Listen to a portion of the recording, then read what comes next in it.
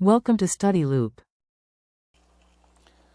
So in this case, we have this pulley rotated about its center, and it weighs 40 kilograms. It has a radius of 0.2 meters, and we have a force that's applied that's always acting tangential.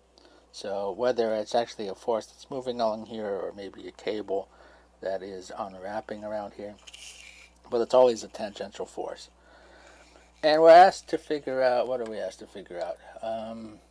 The magnitude of velocity of the magnitude v of the tangential velocity on the point of the rim after the disk has spun through 0.2 revolutions, and that is 1.257 radians.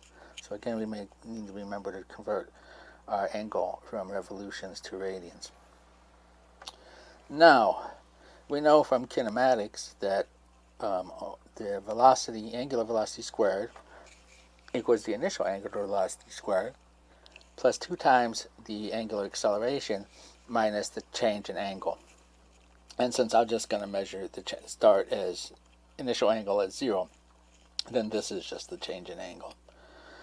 For a uniform disk, J, and I'm going to use J here instead of I, that's from more of an engineering point of view, because in mechanical engineering, I is an area moment and J is a mass moment. And those things get really, really confused later on in higher level classes. And so an area moment has units of length to the fourth. And so when you start talking about beams in engineering, you're going to see I a lot. And then you're going to see J a lot in dynamics class, because to distinguish the two, engineers will use J for the mass moment. So I'm going to use J. And that's 0.800 kilogram meter squared. So the angular acceleration, so just, torque equals J times the angular acceleration. It gives us the angular acceleration is the torque divided by J. The torque is just F times R, because the force is always tangential to the disk. And so that ends up giving us 7.5 radians per second squared. We can then use this equation here. Our initial velocity is 0, and so our final angular velocity is the square root of 2 times the angular acceleration times the change in angle, and again in radians.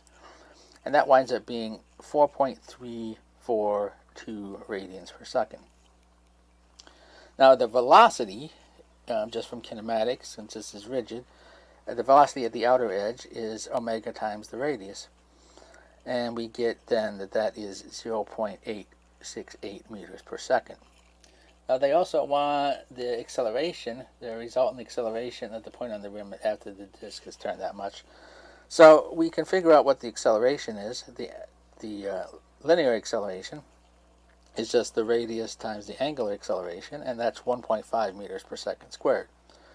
Now we also have a radial acceleration from centrifugal acceleration. And the radial acceleration is towards the center of the disk, and that is r omega squared. And so we know what omega is, and we know what r is, so we plug that in and we get 3.77 meters per second squared.